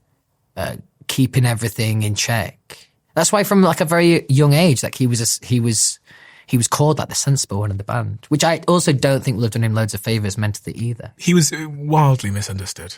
Big time, man, big time. And oftentimes people maliciously misunderstood him, which was hard. You know, it's hard. I don't know if I have the right words for this, but if you knew Liam Payne and then you went on the internet and saw the way that he was described when, you know, certain moments in press, there was that interview he did in LA and things like that. Yeah. You could only feel awful that he was so poorly misunderstood because he was often painted as being arrogant or whatever. But the reality of Liam is like the opposite of whatever the word arrogant is. Pure is the word. Really nice way of describing him like that. And I don't mean this in a remotely rude way or derogatory way. He had a bit of puppy dog energy about him. You know? Like, he's just like, when you say pure there, that's what it makes me feel like. He's just the kind of guy that you might get a bit of banter wrong and it comes across a bit cutting and you see him go, oh, and you go, oh, my fucking ass. Yeah. He's just really want it to be liked. Now, we all do, obviously, like that's in all of us, but I think for Liam, it was vitally important. But also he missed out on some of the social life because from 14 to 16, he was actually working at that point. Like, he was still at school and stuff, but his brain and his dreams and probably every night that he went to sleep, he was thinking about how is he going to achieve what it is that he wants to achieve. So he definitely had a very different journey to all of us. Where were you when you found out? In the car in LA, and I just dropped, I'm pretty sure, again, my memory isn't good at these moments of time, but I think I just dropped Freddie off at school, my son, and we were just about to pull back up home. I think that's how it went down. It was actually, I found out through Niall.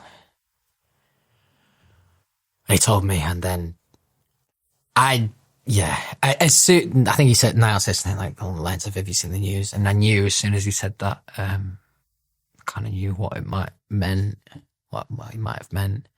I had the feeling that I had with Felicite, you know, and I think anyone has this when they're around someone who's struggling.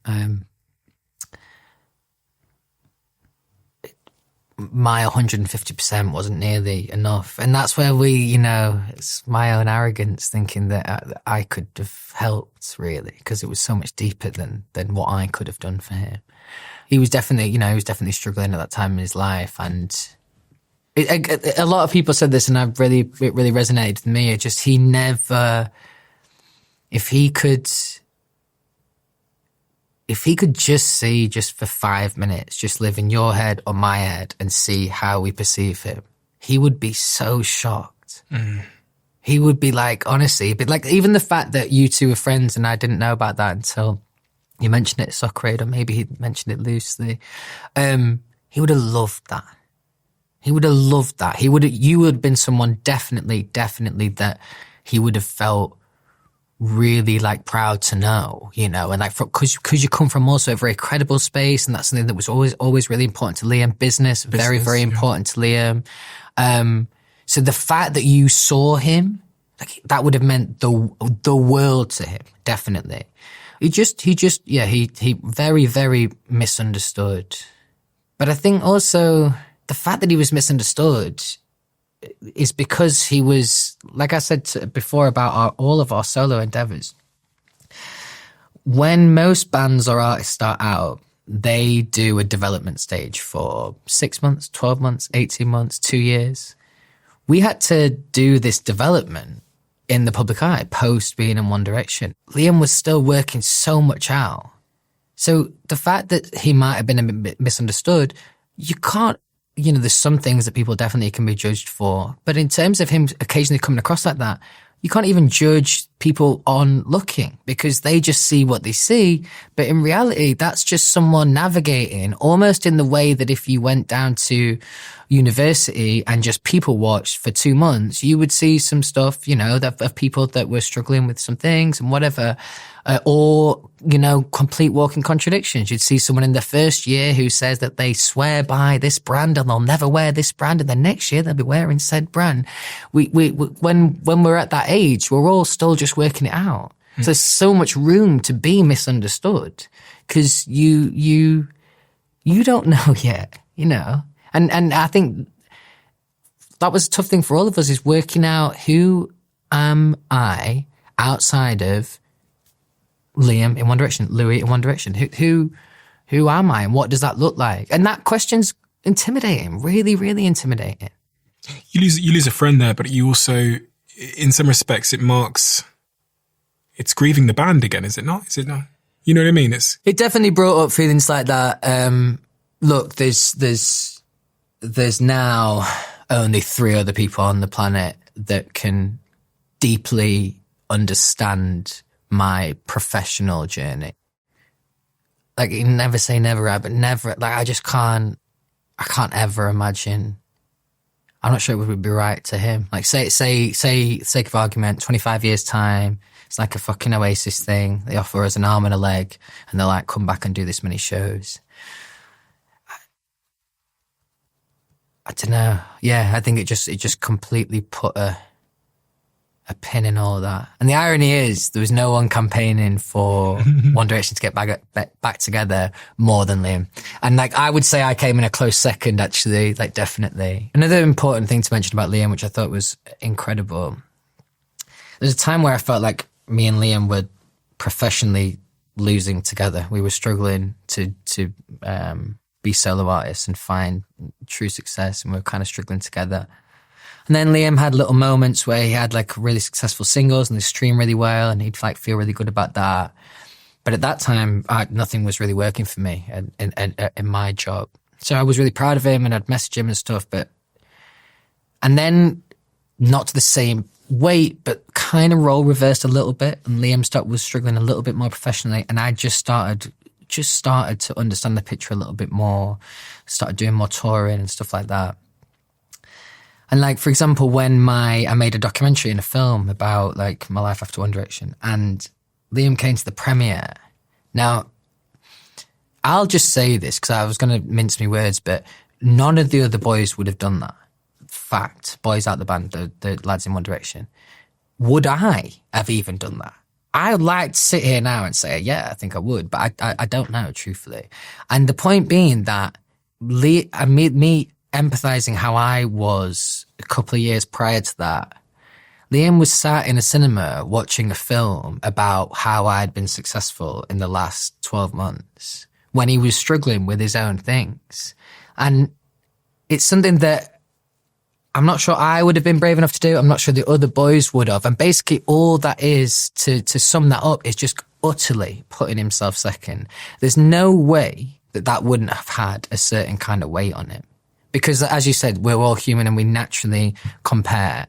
So, you know, there might be things that were happening there that he was wanting for. And I think just the fact that he turned up on that day and was there for me, and I just did the role reverse in my head and imagined that. I just imagined how challenging that could be. And it's just a real testament to Liam. And he couldn't have been more happy. And it's another great example, right, of this, of where the fucking internet it's just a horrible place at times.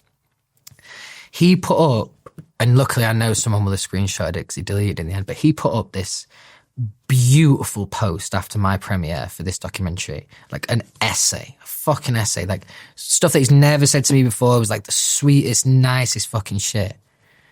And then about 2 days later, he deleted it because the fans were just caning him for it, just saying that he was like, you know, bandwagon, kind of like, you know what it's like. It's a very small percentage of people, but they make a lot of noise, and sometimes it'll push you to a point of like even deleting a post. But that being an example of him just really putting himself second and really trying to say to the world how proud he was of me. And the end goal was more ridicule. And the same happened right when he was in Argentina. He was there watching Niall perform, and there was lots of similar narrative around his appearance there. And all I would say in any regard like that, not just Liam, in any person like that, after you judge, because sometimes it's human nature to judge, after you judge, just give those things just a little bit more thought. So take the tour thing, for example, and he's at the tour show and people were making comments of how much he was loving the attention. On the surface level, that's someone who wants attention. If you just look a little bit deeper, that's someone who's just been in the biggest band in the world and wants those situations again, who hasn't had those live situations again and craves for them. The reason also Liam could be misunderstood is because he didn't really operate with a filter, you know? So he would just feel something, say it, and there you go. Is there anything else that you've been meaning to say? It's a great provocative question, that. Because that always is, right? No, there is. Well, we should talk about Freddie for a second, my little boy. Fatherhood. Yeah. So, yeah. Which is, again, something that happened to me. I was young. I was 24 when I had Freddie. Now, the emotions that a lot of people go through when they become a new parent, some of those will be different for me because I've always been uber excited about it, even from like being a young lad. But also, truthfully, I felt utterly confident.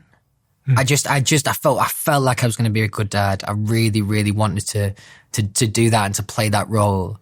And he's just, honestly, he is just the sweetest kid, man. He's just so kind. Like, that's what, honestly, I could well up thinking about it now. Like, that's what makes me feel deeply proud.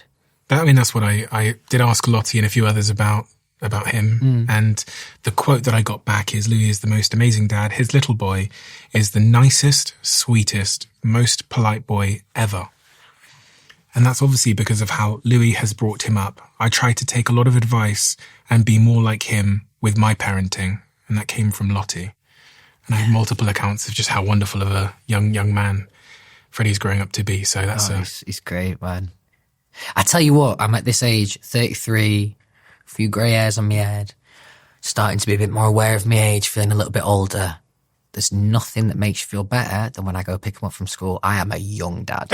Like, for that age group, I'm still a young dad. So, yeah, it's good for my ego as well.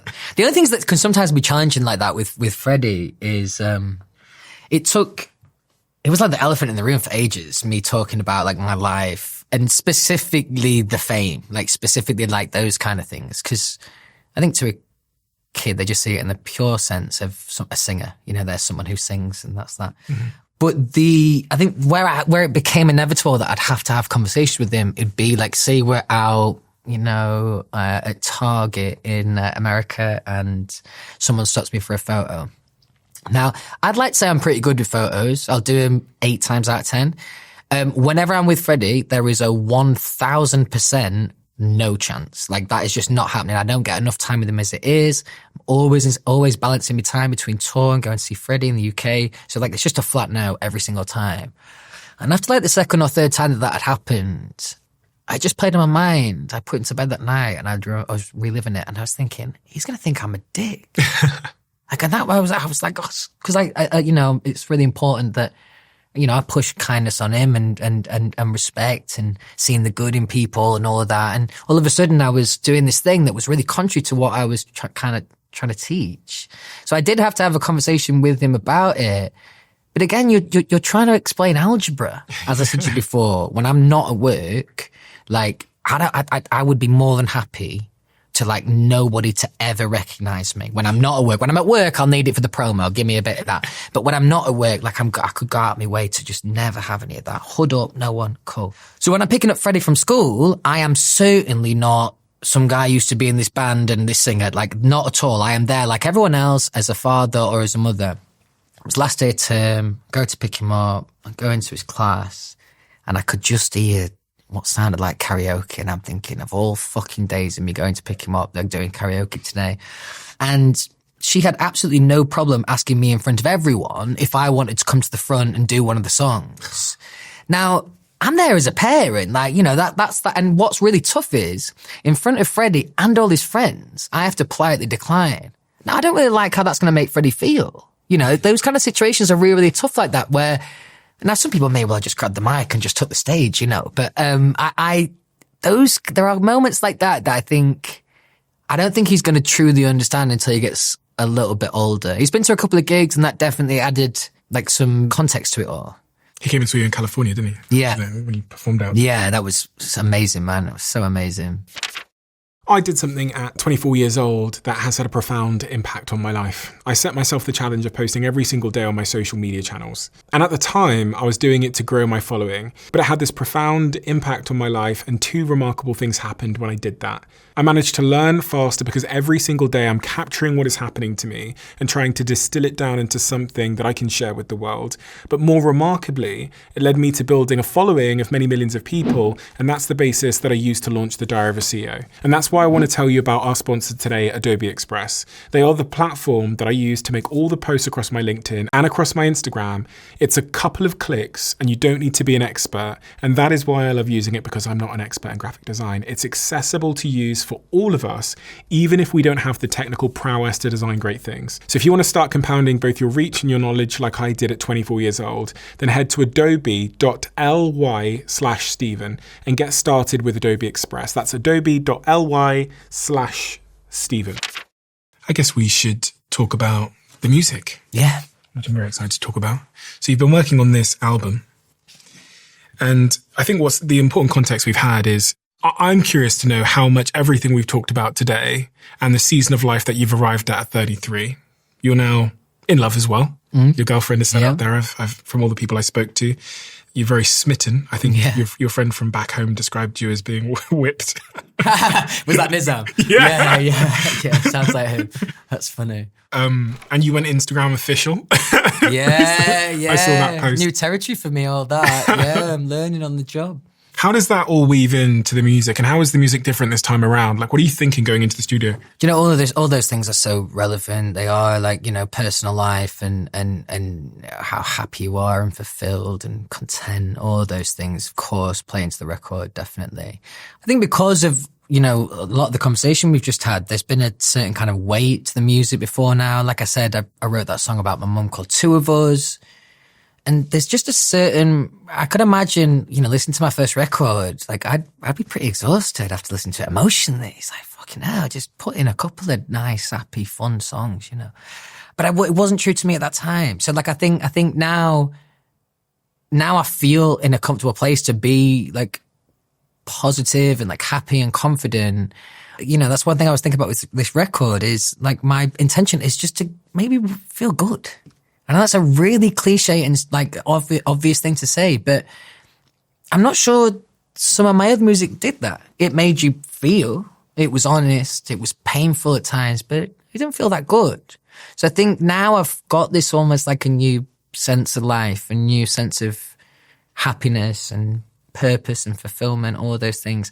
But also it's something like the older I get, the more hippie I can get on these kind of ideas. And if I would use an analogy, on the last two records, I had a very small palette of paint of the colours I was choosing from. And a lot of them were kind of darker colours. Whereas on this record, it feels like the palette is a lot deeper. There is a lot more to say, but there's a lot more colour on there as well. That makes me feel really good because that I must feel good to make that record. You can't fake shit like that, or at least I can't anyway. And how much does love come into all of this?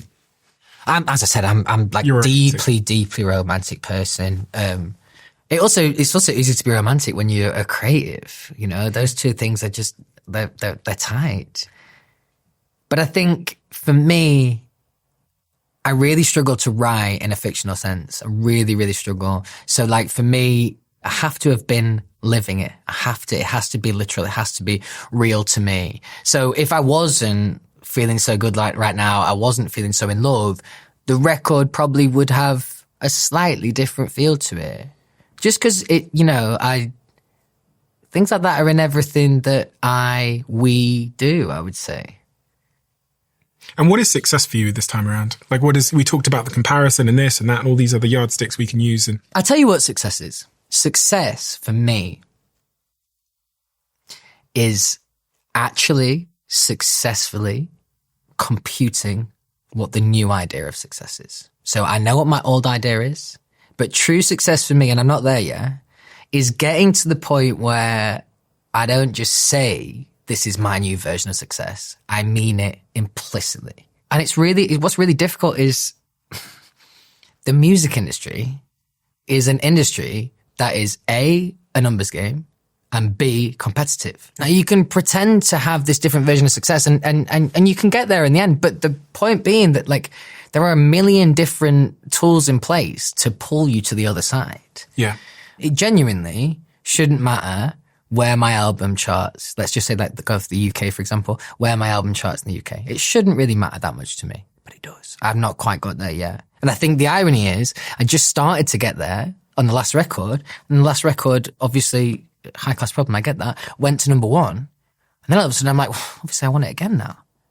So I started to have the answer for what the new thing of success looks like until I superseded my own idea of success. And then I'm like, oh, well then the barriers just changed. And then you're basically just playing the same game you were before. Where are you in your journey of happiness? Like if you had to plot your life on a timeline of like, you know.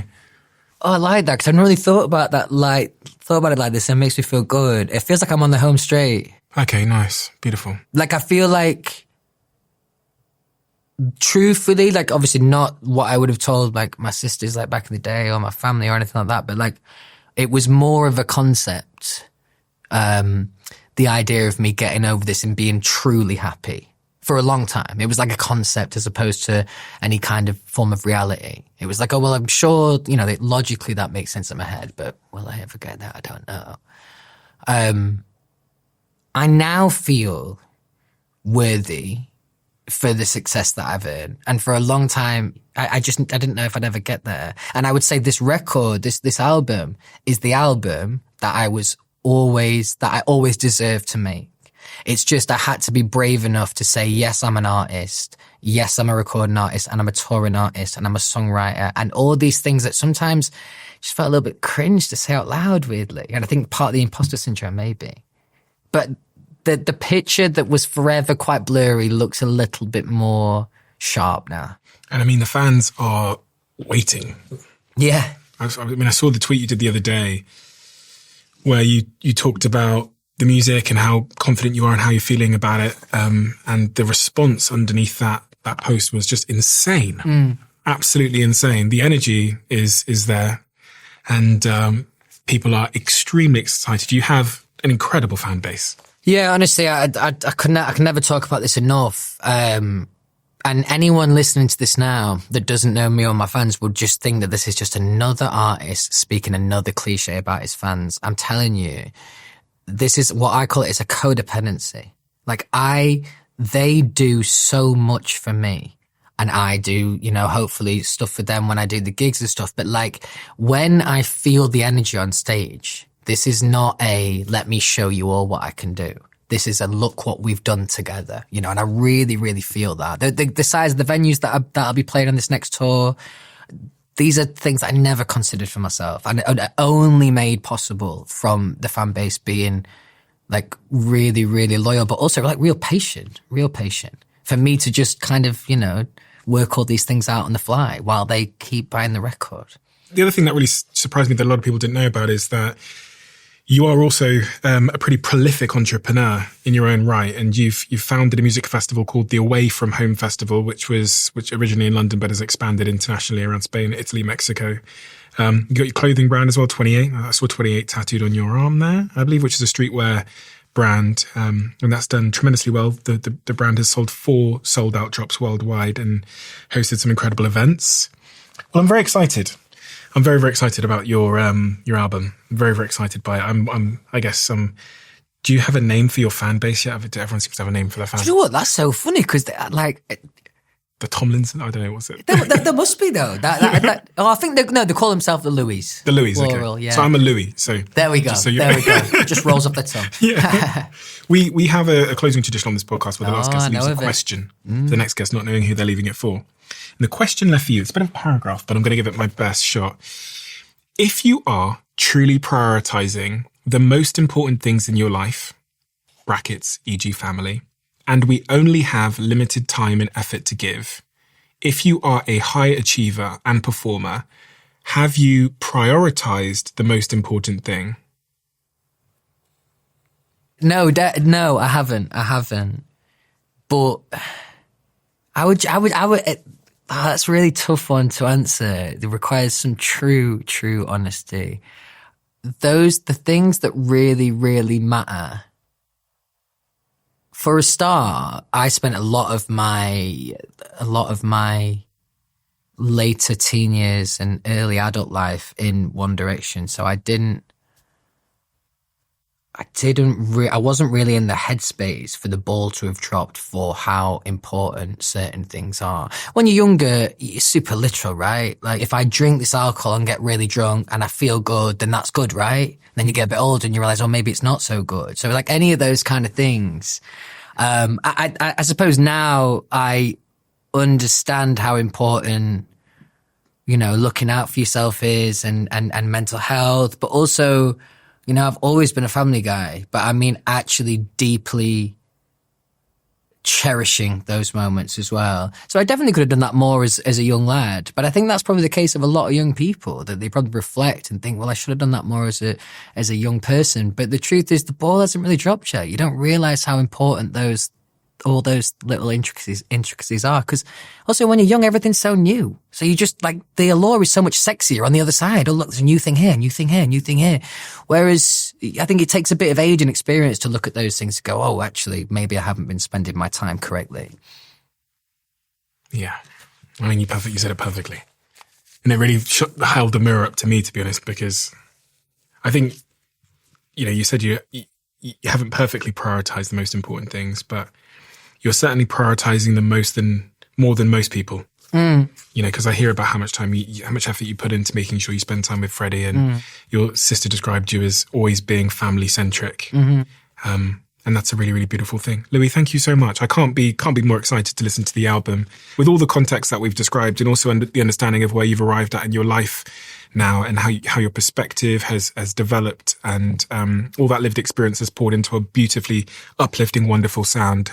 So thank you so much for the honour and the privilege of being able to have this conversation with you, and just for being a really on and off camera, just a really, really sound guy. Oh, nice one, man. I appreciate that. No, I really enjoyed it, man. It flew by, though. We've been talking for some time. Yeah, it's good, man. Thank you so much.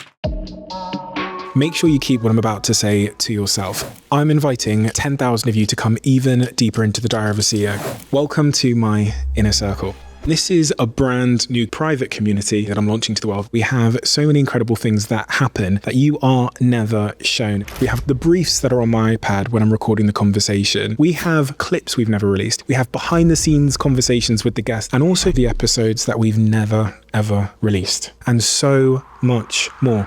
In the circle, you'll have direct access to me. You can tell us what you want this show to be, who you want us to interview, and the types of conversations you would love us to have. But remember, for now, we're only inviting the first 10,000 people that join before it closes. So if you want to join our private closed community, head to the link in the description below, or go to doaccircle.com.